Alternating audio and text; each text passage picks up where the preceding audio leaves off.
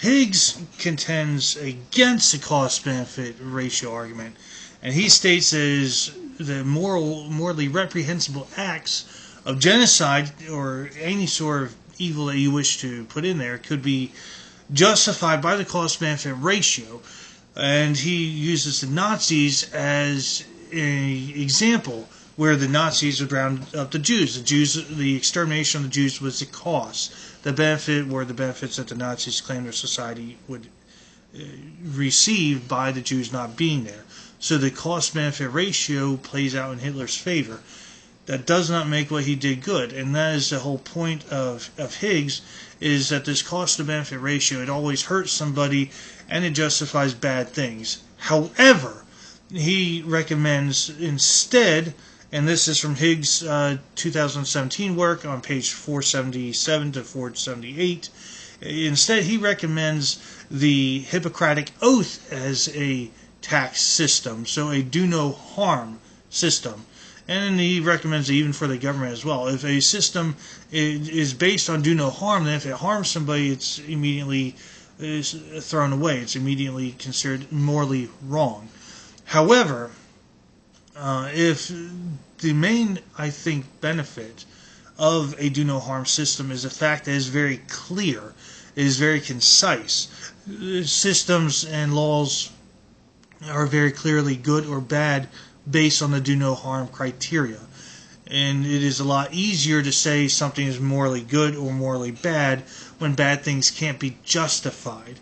The do no harm argument, the do no harm moral code, the do no harm ethical stance is a very clear stance. It's a very concise stance. Bad things can't be justified because they harm somebody. It makes everything very clear and very there is no wiggle room for evil systems or for evil with that moral code. And that's Higgs' argument in a nutshell.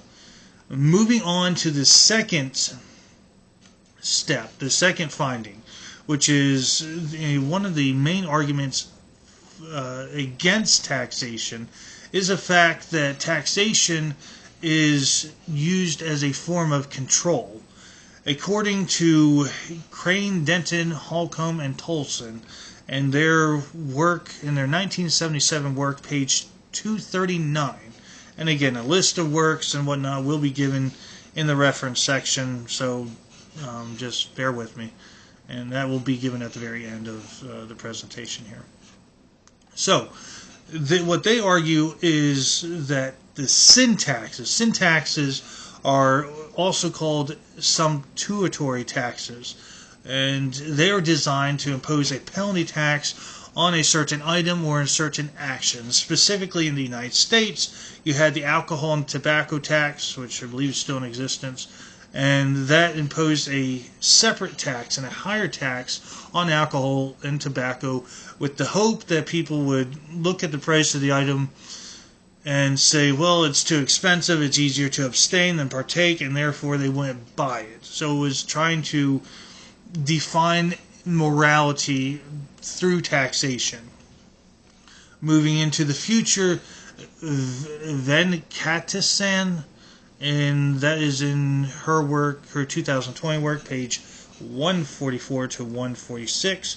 She talks about the sugar tax that was introduced in 2018 to the UK. So yeah, the sin tax way back then used as a form of control, and then we see a recent example of how taxes are used as a form of control. And this prompts much debate was over whether sugar taxes are good or bad, but the main point of this is to really bring up to thought that if taxes are used as a form of control, if there's proven uses of control for taxes are proven to be used as a form of control in one area, how are they not used as a form of control in other areas? People can't afford cars because they can't afford to pay the taxes on the vehicle, or the inspection, or the registration. All those are fees that people have to pay in addition to maintaining the vehicle, in addition to putting gas in the tank, in addition to buying tires, etc. So there's a lot of other fees associated with that. Home ownership, taxes. People lose their homes because they can't afford the taxes. So if the taxes are, if they could be used as a form of control, if they have been used as a form of control, then are they truly moral if they are being used to control people?